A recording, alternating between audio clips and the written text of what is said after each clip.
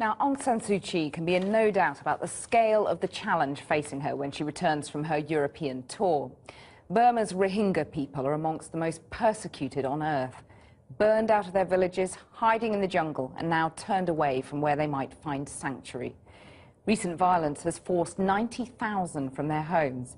And as our Asia correspondent John Sparks now reports, many are making the perilous journey from Burma by sea across the Naf estuary to Bangladesh, where they're being turned away to an uncertain fate.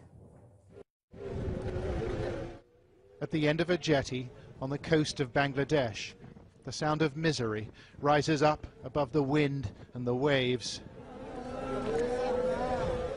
140 men and boys have been caught by the Coast Guard. They're Muslims from neighboring Burma, and they're pleading and praying for their lives. "Oh Allah, save us, they cry. But the officers aren't listening. After weeks of violence in northwest Burma, members of the Muslim minority, called the Rohingya, are trying to flee. But no one wants them. An officer takes photos. His colleagues hand out water and a packet of rice. And then they order the group back out to sea.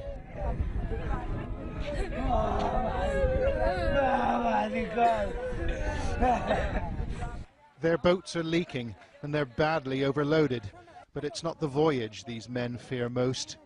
It's returning to Burma. "They'll kill me," says this man. An officer from the Coast Guard replies, "Allah will save you. Now go back." In Burma's Rakhine state, the fires have been burning for weeks. Homes have been razed and lives taken by hate-filled mobs.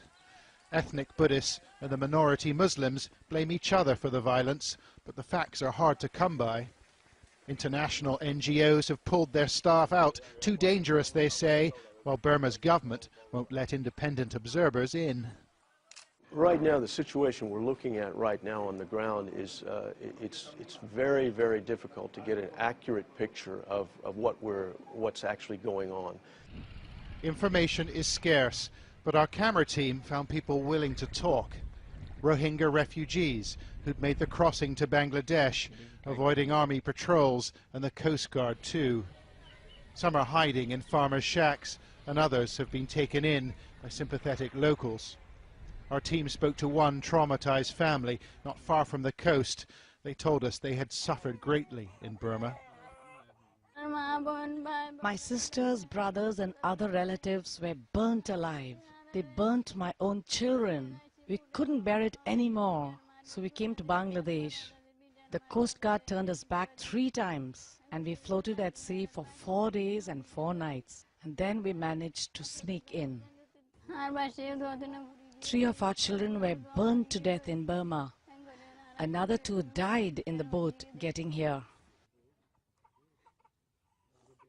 Like other Rohingya refugees, members of this family told us that policemen and members of the military in Burma took sides, participating in attacks on Muslims. Muhammad Islam says he saw a Burmese helicopter attack boats packed with refugees. There were 3 boats together when we set off, and another 3 followed us. The 3 boats that lagged behind were attacked by a helicopter and caught fire. He thinks almost 50 people were killed, although Burma has denied the allegation. The helicopter was circling in the sky. We saw something reddish fall on the boats, and instantly they exploded into flames. 300,000 Rohingya already live in Bangladesh, many in this desperately overcrowded refugee camp. And the government here says it won't take any more. The Rohingya are Burma's problem. But some have made it through, like these famished refugees eating rice on the floor of our team's hotel room. Everyone wants to take shelter in Bangladesh, but they can't get in. The police are everywhere. Mr. Shakur painted a distressing picture of his hometown, of residents and neighbours consumed by hate and bloodlust. They slashed our children. They put a sharp sword on the ground. They held infants above the sword and let the infants fall on it. They killed the babies that way. Did you see this happen? We asked him. Yes, I did. I saw it with my own eyes.